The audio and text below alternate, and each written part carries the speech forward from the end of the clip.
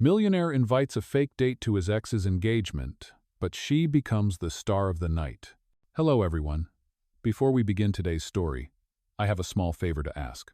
Please hit subscribe and turn on the notification bell so you never miss our channel's new videos. It is quick, free, and the best way to support us in bringing you more dramatic stories. Your support means the world to us. Where are you watching from? Drop your city or country in the comments below. Thank you very much. Now, let us get back to our main character. The city skyline flickered like liquid gold under the evening lights. At the top of a glass tower, the rooftop bar buzzed with quiet music and half-finished laughter. Ethan Cole stood at the edge, one hand in his pocket, the other holding a half-empty glass of whiskey. His reflection shimmered against the skyline-tailored suit, cold expression, and eyes that refused to betray emotion. On the giant digital screen across the street, a news headline scrolled in bright white letters. Business tycoon Lydia Rhodes announces engagement to Mason Vellum, CEO of Vellum Capital. He let out a dry laugh. Of course she does, he murmured. Lydia had once told him she wanted stability, not risk. And now, she had chosen the man who had once tried to buy Ethan's company just to destroy it. As he turned back to the bar, a glass crashed nearby. A customer had been shouting at a young waitress. She looked flustered but unafraid, holding her tray steady despite the man's insults. Ethan watched, silent, as she handled it with surprising grace. "I said I ordered a Manhattan, not this watered-down garbage," the man barked. The girl's voice was calm. "Sir, I can replace it right away. But please do not insult the staff. We are human, not punching bags." The bar quieted. The man grumbled, sat down, and Ethan's lips curved slightly. When the waitress turned, he caught her name tag, Maya Tran. She noticed him watching and frowned. "What? You are not going to yell at me too, are you?" Ethan shook his head, amused. "No, I am actually impressed." She raised a brow. "That is new. Most people just complain." He placed his glass down. "How long have you been working here?" "Long enough to know rich people hate waiting." Her honesty made him laugh for the first time that night. "Fair point," he said. He looked around at the murmuring crowd, the perfect world that had once been his and Lydia's playground. Then his gaze returned to Maya, unpolished, fearless, and refreshingly real. An idea began to form. "Maya," he said, testing her name on his tongue. "You want to make $10,000 in one night?" Her tray nearly slipped. "Excuse me?" He leaned closer, his voice even but deliberate. "I need a date for an engagement party this weekend. My ex-fiancée is getting married to a man I cannot stand. I need someone who can hold her own. Make an impression. Pretend to be my new girlfriend." Maya blinked. "You are kidding, right?" "I am serious. You will be paid. No strings, no pressure. Just dinner, conversation, and a bit of acting." She folded her arms. "That sounds insane." "Why me?" "Because you are not like them," Ethan said quietly. "You do not fake respect, you earn it." For a moment, she studied him. His confidence was unsettling. But his eyes, they did not look like a man chasing revenge. They looked lonely. "And what happens if I say yes?" He smiled slightly, slipping a slim envelope across the counter. Inside was a crisp written contract and a check with her name on it. "You show up at 7, Saturday night. Everything else, dress, car, presentation, I will handle." Maya looked down at the check, her breath catching. $20,000. That could pay off her tuition and months of rent. She exhaled slowly. "Just one night?" "Just one night," Ethan repeated, though even he did not believe it. Maya hesitated for a beat, then took the envelope. "Fine, but if this turns into something shady, I am walking out." Ethan chuckled softly, raising his glass. "Deal." As she walked away, Ethan's reflection shimmered once again against the city lights. The plan was simple, show Lydia that he had moved on. But as the elevator doors closed behind Maya, he realized he had just invited someone into his life who might ruin his perfect revenge. And that was the moment when a business deal quietly became a story that neither of them could control. Saturday arrived faster than either of them expected. Maya stood outside a tall glass building downtown, her reflection trembling in the window as a sleek black car pulled up beside her. The driver stepped out and opened the door. "Miss Tran?" he asked politely. She hesitated for a moment, before sliding into the back seat. The leather smelled faintly of cedar, and something expensive. Across from her, a silver envelope rested on the seat, sealed with Ethan Cole's initials. When she opened it, her breath caught. Inside was a brief note written in firm, even handwriting. "Read carefully before tonight. E.C." Attached to the note was a printed contract with his signature, already at the bottom. The first line read, "Temporary Accompaniment Agreement." The pages outlined precise details: event time, dress code, compensation, and 3 golden rules written in bold type. Rule 1. No emotional involvement. Rule 2. Maintain the image of an established relationship. Rule 3. End the arrangement at midnight. Maya exhaled. "At least he is organized," she muttered to herself, sliding the papers back into the envelope. The car stopped in front of an elegant boutique. The door opened, revealing Ethan himself, dressed in a dark tailored coat and a quiet half-smile. "Welcome to your wardrobe fitting," he said. "Everything inside has been arranged for you." Inside the boutique, fabric shimmered beneath soft lights. The stylist, a sharp-eyed woman in her 40s, looked Maya up and down and nodded approvingly. "She has presence," the stylist said to Ethan. "We can work with that." Maya crossed her arms. "I am standing right here." Ethan's lips curved slightly. "Good. Keep that attitude. Lydia will not know what to do with it." "Lydia?" she asked, pretending she did not already know the name. "My ex-fiancée," he said simply. "Tomorrow night is her engagement party." The stylist returned, holding a long, midnight blue gown. The silk caught the light like moving water. "Try this one," she said. "It will make the city jealous." When Maya stepped out of the fitting room, Ethan froze mid-conversation. For a moment, the noise of the boutique seemed to fade. "You look—" He stopped himself before finishing the thought. "Professional. That will work perfectly." She tilted her head. "You mean, I look believable?" He nodded. "That too." A pair of assistants arrived with jewelry trays, each piece carefully arranged. Maya's eyes landed on a delicate turquoise necklace set in silver. Ethan noticed her gaze and picked it up. "This one," he said, fastening it around her neck. The stone rested against her skin like a quiet promise. "It matches your eyes," he added softly. She blinked, unsure whether it was a compliment or a line. "I do not have turquoise eyes." "Maybe not," Ethan said, "but you have the same light." The words hung in the air, heavier than either of them expected. He cleared his throat and stepped back. "The car will pick you up tomorrow at 6. Remember the rules." Midnight, no feelings, play the part," Maya repeated, counting them on her fingers. "Seems easy enough." Ethan smiled faintly. "You will see. These parties can test even the best performers." The next evening, the ballroom of the Rhodes Hotel glowed under crystal chandeliers.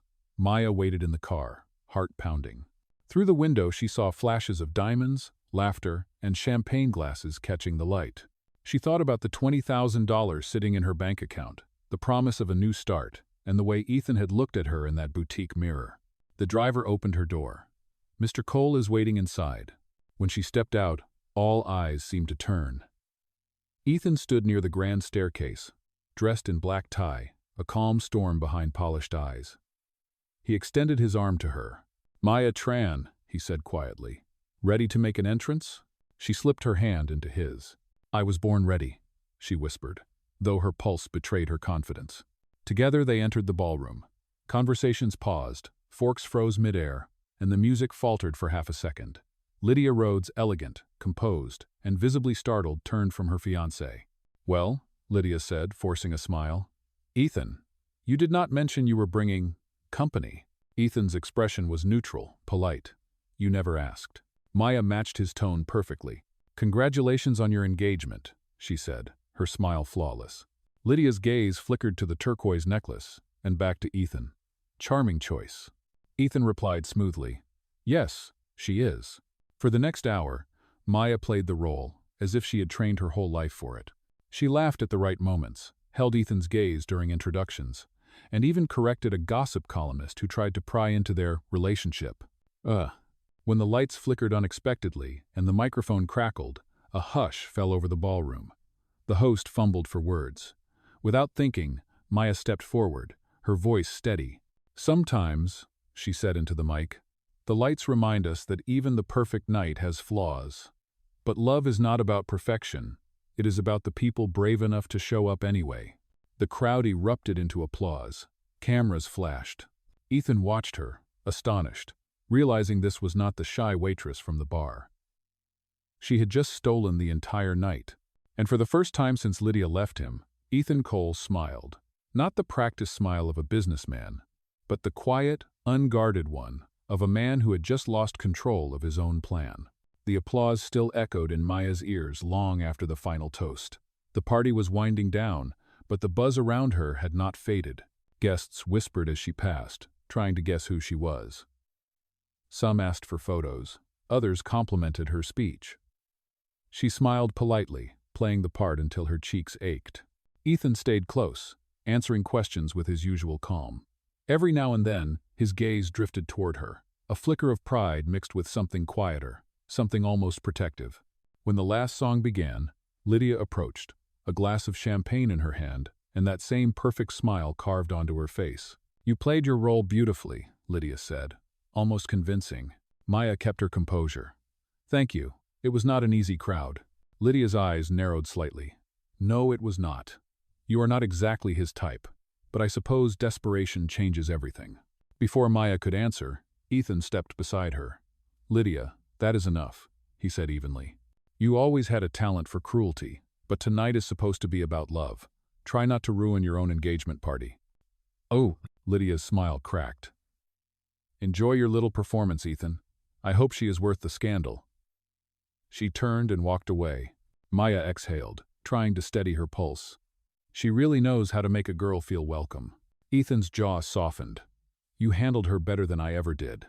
They left the ballroom together and stepped out onto the balcony. The city stretched below, glittering against the dark. For the first time all night, it was quiet enough to breathe. Maya leaned against the railing, her heels dangling from one hand.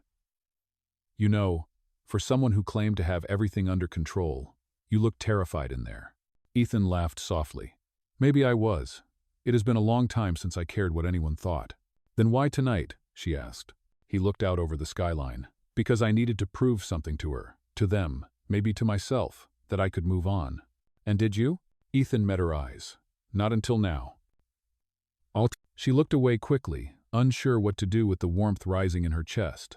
The wind picked up, lifting a strand of her hair across her face. He reached out, brushing it gently aside. For a second, neither of them moved. Then she stepped back, forcing a laugh. "Careful, Mr. Cole. That sounds dangerously close to breaking rule number 1. He smiled faintly. "Maybe I am reconsidering the rules." The driver's voice broke the moment. "Sir, the car is ready." "Oh." As they rode down the quiet highway, Maya rested her head against the window. The turquoise necklace glimmered faintly under the passing streetlights. Ethan sat beside her, hands folded, saying nothing. When they arrived at her apartment, she turned to him. "Well, contract complete. You got your revenge, I got my tuition." Ethan looked at her for a long time. "That is all this was for you?" "What else could it be?" she asked lightly. He wanted to argue but stopped himself. "Good night, Maya." She nodded, stepped out, and closed the door softly behind her. Inside her apartment, she unhooked the necklace and laid it on the table. For the first time, she looked at it closely. A tiny engraving on the clasp caught her eye. 3 initials. E.C.R. She frowned, tracing them with her thumb. It was not new. It was personal. The next morning, she tried to push it all out of her mind. But the images kept returning. The way he looked at her when she spoke, the quiet moment on the balcony, the way his voice softened when he said her name. Across town, Ethan sat in his penthouse office, staring at the same skyline from a different height. His phone buzzed with congratulations from colleagues and journalists, praising his new partner. Yet every message felt hollow. The one person he wanted to talk to had already walked away. He turned the turquoise necklace's matching cufflink in his hand. His assistant had found it in the boutique box. It was part of a set he had once bought for Lydia years ago but never given. Now it belonged to someone else. That night, Ethan opened a new message window and typed, "Dinner tomorrow. No contracts this time." He hesitated, then deleted it. Instead, he closed the laptop, poured himself a drink, and whispered to the empty room. One night was not enough. Maya, miles away, stared at the necklace one more time before slipping it back into its velvet box. She told herself the story was over. But deep down, she knew better. Because sometimes, the end of a deal is only the beginning of something real. A week passed, and Maya had not heard from Ethan. She told herself that was a good thing. A deal was a deal. He had his victory. And she had her money. But every time she glanced at the turquoise necklace sitting in its velvet box, her heart tightened. She could not bring herself to sell it or even hide it away. It had become something she did not want to define. Then, on Friday afternoon, a sleek black car stopped in front of the cafe where she worked part-time. Her manager rushed to the window. "Maya, there is someone here asking for you." Ethan stood at the counter, out of place among the scent of coffee and the hum of the espresso machine. He looked calmer than she remembered, dressed casually for once, a faint smile at the corner of his mouth. "You found me," she said, crossing her arms. "Should I assume this is another contract?" He shook his head. "No contracts this time. I wanted to thank you, and I wanted to buy you lunch, real lunch, not a business transaction." Her coworkers were already whispering. She sighed, untied her apron, and stepped out from behind the counter. "Fine, but only because I am starving." They walked to a small Italian restaurant 2 blocks away. The air smelled of garlic and rain. For the first few minutes, neither spoke. Finally, Ethan said quietly, "You were incredible that night. You made people listen. Lydia has always owned every room she walked into. But somehow you made her disappear." Maya looked down at her plate. "I did what you paid me to do." "Oh," he smiled slightly. "You could have done less, but you did more." They talked for nearly an hour about the bar, her classes, his company, and the way both of them felt trapped by expectations. For the first time, Maya saw the man beneath the title, not the millionaire with a plan, but a tired soul still trying to prove his worth. As they stepped outside, rain began to fall. Ethan handed her his umbrella, but she shook her head.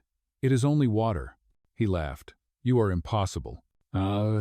Maybe," she said. "But it keeps life interesting." By the time they reached the corner, both were soaked and laughing. It was the kind of laughter that comes from forgetting who you are supposed to be. Ethan looked at her, his hair wet, his voice softer. "I do not remember the last time I felt like this." Maya hesitated. Like what? Like everything was real. The silence that followed was fragile but warm. She looked up at him, and for the first time, she did not see a contract or a client. She saw a man standing in the rain, waiting for her answer. That night, Ethan sent a message. "Dinner was great. Next time, let us skip the rules." Maya smiled at her screen before setting it face down on the table. Her heart warned her not to fall, but her mind had already stopped listening. Over the next few weeks, their lives began to overlap in ways neither expected. Ethan stopped by the cafe just to see her smile. Maya found herself sketching designs inspired by him, sharp lines, quiet colors, all restraint and hidden warmth. One evening, he invited her to his office at Cole Holdings. "You said you studied design," he told her. "We are starting a community project, affordable housing with small art spaces. I want your input." She blinked in surprise. "You want me to work with you?" "I want you to help me build something that matters," he said. She spent the next days visiting construction sites, taking notes, and showing him sketches. For the first time, she felt seen for what she could create, not just how she looked. But the line between work and something more kept blurring. One late night at the office, Maya leaned over his desk to show him a drawing. Their hands brushed. Neither pulled away. He said quietly, "We keep pretending this is just business, but I do not think either of us believes that anymore." Maya's voice barely rose above a whisper. "Ethan, we should not cross that line." He met her eyes. "We already did." She stood, gathering her notes, her pulse unsteady. "Good night, Mr. Cole." He exhaled slowly after she left, the word Mr. echoing like a wall she had built between them. Outside, the city lights flickered through the rain. Maya walked quickly, her reflection distorted in every puddle. She had entered his world pretending to be someone else, and now she was afraid of what would happen if she stayed as herself. But even as she turned the corner toward home, her phone vibrated with a new message. It was from Ethan. "I meant what I said. No rules this time." Maya looked at the screen for a long moment before typing 3 words that would change everything. "Then prove it." Though, 3 days later, Maya found herself standing at the entrance of the Cole Holdings headquarters again, clutching her sketch portfolio. The elevator doors opened to the top floor, where Ethan's assistant greeted her with a nervous smile. "Mr. Cole is in the conference room. The board meeting just started, but he asked you to wait." She sat in the lounge area, flipping through her drawings of the community project. Every line felt like a piece of her dreams, her faith in him, her belief that this time something real could grow from something fake. Through the glass wall, she could see Ethan addressing the board, confident and composed. But then she noticed Lydia sitting at the end of the table, elegant as ever, speaking with quiet authority. Her stomach dropped. After the meeting ended, Lydia stepped out first. "Well, if it is not the star of the engagement party," she said smoothly. "You are still around? I thought the performance ended weeks ago." Maya held her ground. "I am working on the new housing project. It is real work, not another show." Lydia smiled thinly. "Do you really think Ethan needs you for that? He needs publicity, not passion. You were perfect for his story. That is all." Ethan came out before Maya could respond. "Lydia, that is enough," he said, his voice firm. "This project is hers as much as mine." Lydia's expression sharpened. "You are mixing business and charity again. You never learn." She turned to Maya. "Be careful. He is good at pretending this means something." When she was gone, Maya finally exhaled. "You did not tell me she was involved in your company." Ethan rubbed the back of his neck. "She is an investor. I did not want her to have anything to do with you. I was trying to protect you." "By keeping secrets?" Maya asked quietly. "That is not protection, Ethan. That is control." "Oh." He looked at her, regret flashing in his eyes. "I was wrong. But please do not let her words get in your head. You are not a prop in my life. You never were." Maya turned away, her voice trembling. "I believed you when you said no more rules. But every time I start to trust you, I find another wall." That night, she could not sleep. The city outside her window pulsed with light, but her world felt dim. She replayed Lydia's words again and again, until she could not tell which hurt more, the insult or the fear that it might be true. The next morning, headlines exploded across social media. "Ethan Cole's new muse, behind PR project," one article read. "Waitress turned designer, a millionaire's charity facade." Her phone buzzed endlessly with messages. Her boss called to say customers were gossiping, reporters were asking questions. Maya's hands shook as she turned off her phone. At that same moment, Ethan's office was chaos. His assistant rushed in holding a tablet. "It was Lydia," she said. "Someone leaked photos from the event, the boutique, even the design files. She is saying the project was fake, that you used Maya for attention." Ethan's face hardened. "Get my lawyer. And tell the press. We will respond." But deep down, he knew the damage was done. He tried calling Maya, but her number went straight to voicemail. Hours later, when he arrived at her apartment, her lights were off, the turquoise necklace was gone, and a note was taped to the door. "You wanted to prove something to the world. I just wanted to believe in you. I cannot be part of this anymore. M." Ethan stood in the hallway, the paper trembling in his hand. For the first time in years, he felt something he had forgotten: fear. Not of failure, but of losing the only person who had seen him beyond the suit and the headlines. He whispered into the empty air, "Maya, please do not let this be the end." But she was already gone, leaving behind only the faint scent of rain and the memory of what could have been real. Days turned into weeks, and the city seemed quieter without her. Ethan buried himself in work, but every meeting felt hollow. The turquoise cufflink remained on his desk, untouched, a reminder of what he had ruined. Reporters had moved on to new gossip, but the headlines still followed him like shadows. His company survived the scandal, yet he felt like he had lost everything that truly mattered. Each night, he replayed her last note in his mind. "I just wanted to believe in you." The words cut deeper than any public criticism. For the first time in his life, Ethan realized success meant nothing if he could not share it with someone who saw him as human. Maya had taken a temporary job at a local community center, helping young artists learn design. It was quiet work, free from cameras and expectations. But every time she looked at a blank page, she saw his face. Every stroke of her pencil carried the weight of what she left behind. One evening, Ruth, the center's elderly director, noticed her distraction. "You can draw something beautiful and still feel empty inside," Ruth said gently. But the only way to heal is to forgive him or yourself, maybe both. Maya smiled faintly. I am not sure which one needs it more. That night, as she walked home, she passed a storefront television playing a news report. Ethan Cole stood behind a podium, addressing a crowded press conference. He looked exhausted, his voice steadier than his eyes. I made mistakes, he said. The project we began was never about image. It was about impact. And one person believed in that before anyone else did. I will finish what we started for her, and for every dreamer who thought they were not enough. The audience applauded, but Maya stood frozen on the sidewalk. His words were not for the cameras. They were for her. The next morning, she arrived at the community center to find a delivery waiting. A large envelope sat on her desk, sealed in silver. Inside were updated design blueprints stamped with the Cole Foundation logo. Attached was a note written in his familiar handwriting. Your designs deserve to be built. The project is yours now. No strings, no press, no contracts, just faith. Ethan. Maya stared at the letter, her heart unsteady. He had given her back what she feared he had taken trust.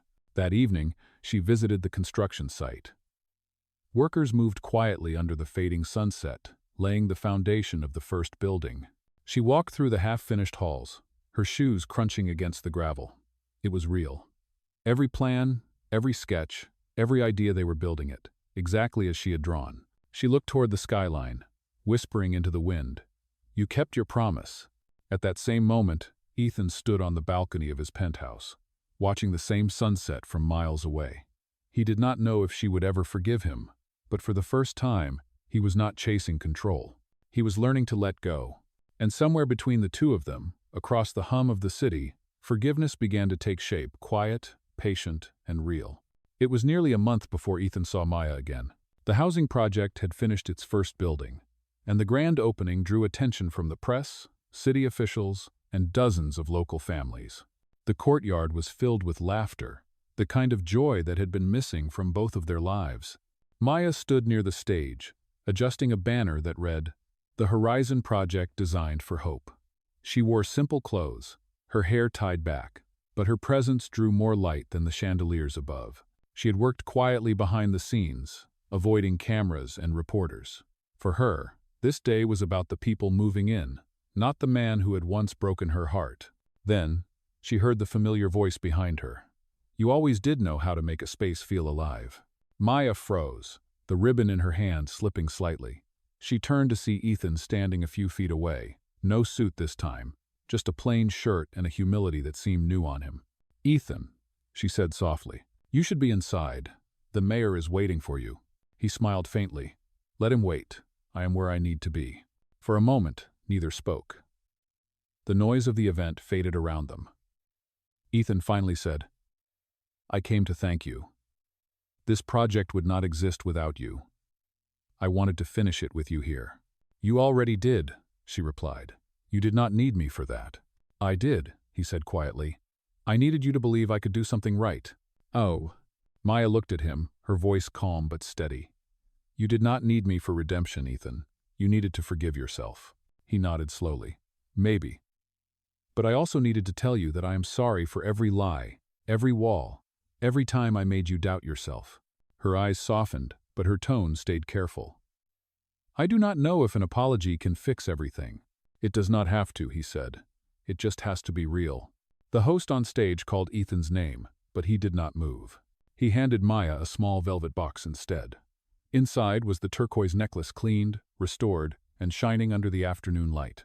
I kept it safe, he said. It reminded me of the woman who taught me what real looks like.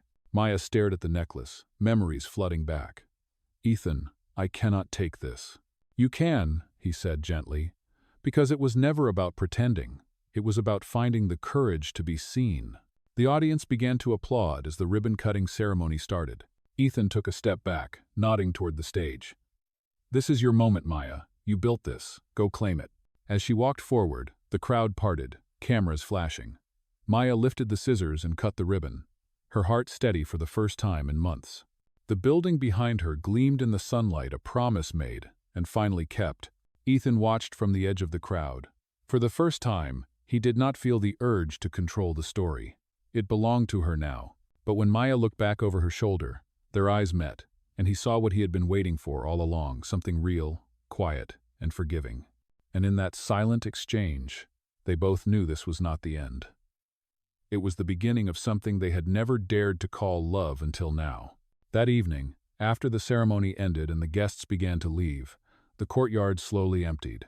Strings of golden lights glowed above, swaying gently in the night breeze. Maya remained behind, sitting on the edge of the stage with her heels kicked off, her bare feet brushing the cool stone. The turquoise necklace lay beside her, catching the last glimmers of light. Ethan approached quietly, his jacket slung over one arm. For the first time, he looked unsure of himself. "I thought you might have disappeared again," he said softly. Maya smiled faintly. "I thought about it, but running only makes the same story repeat itself." He sat beside her, leaving just enough space between them for honesty to breathe. "I meant what I said earlier. I am sorry, not just for what I did to you, but for what I became before I met you." She turned toward him. "Then tell me why you started this project, Ethan. Was it really for the people, or for me?" He exhaled, the truth heavy in his chest. "At first, it was for control. I wanted to fix something because I could not fix us. But somewhere along the way, it changed. You changed it. You reminded me that helping people is not a headline, it is purpose. You gave me that." Maya looked away, blinking against the tears she had promised herself she would not let fall. "I wanted to believe that night at the party meant something," she whispered. "But I was afraid it was all still part of your game." Ethan's voice trembled slightly. "It was never a game, Maya. I may have started with rules, but I lost them the moment you walked into that room. You made me see myself without the armor." She was silent for a long time. The city lights reflected in her eyes like small constellations.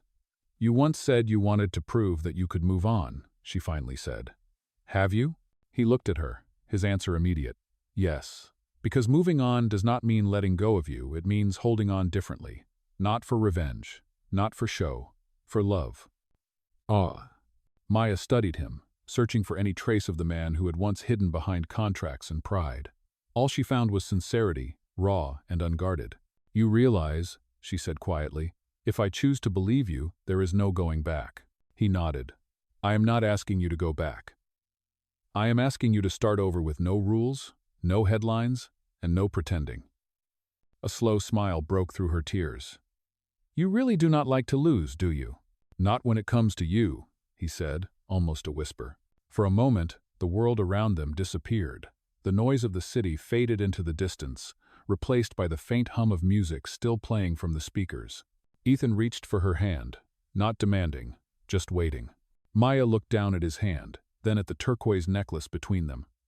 She picked it up and placed it back around her neck. "That," she said softly, "is my answer." He smiled, relief flooding through his eyes. "Then I guess the contract is finally real." "Huh," she laughed quietly, resting her head against his shoulder. "No, Ethan, it is finally gone." And for the first time, their silence said everything words never could. 1 year later, the Horizon Project had expanded across 3 neighborhoods, each building filled with light, laughter, and stories of people who had finally found a place to belong. The newspapers no longer called it a publicity stunt. They called it a movement. At the grand reopening of the community gallery, Maya walked through the glass doors in a white dress simple enough to be hers and graceful enough to feel like forever. Her sketches lined the walls, and children painted on canvases set under the skylight. The sound of music and quiet conversation filled the air. Ethan stood near the entrance, watching her with the same look he had worn that first night on the rooftop, a mix of awe and disbelief. He still could not understand how someone could rebuild him so completely without ever asking for anything in return. When she saw him, her smile came easily now. "You are late," she teased. He held up a small velvet box. "Worth it." Inside was a simple silver ring engraved with 3 words, "No more contracts." Maya's breath caught. "Ethan," he took her hand, his voice steady. "A year ago, I asked you to pretend. Tonight, I am asking you to believe. This time, it is not a deal. It is a promise." Tears glimmered in her eyes as she nodded. "I believe you."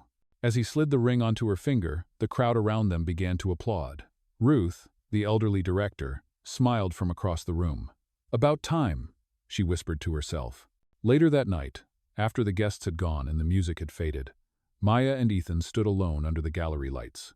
The turquoise necklace still hung around her neck, glowing softly against the white fabric. Ethan wrapped his arms around her, resting his forehead against hers.